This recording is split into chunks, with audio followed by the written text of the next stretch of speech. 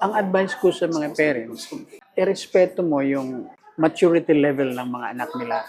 4 levels of maturity. The first level of our children is dependent.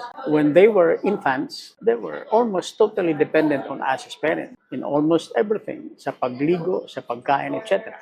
Pagdating ng panahon na they can do things on their own like teenagers, independence ang tawag yan. So, pag medyo independent na yung mga anak natin, we reduce our controlling role. We encourage them and we motivate them to do things on their own. Sa pagkain, sa pagligo, pag-prepare ng mga gamit nila sa school. Sample lang, no? Pero darating ang panahon na magiging kapartner na natin sila.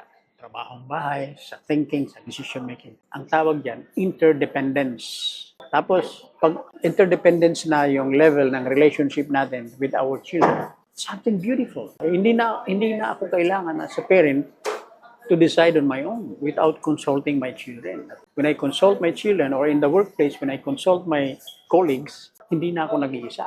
Marami na kami. More heads, again, are better than one. And it can apply effectively at home as a family. Iiwasan lang natin yung sinasabi ko kanina na codependence. Wala akong silbi kung wala ka. It's not healthy.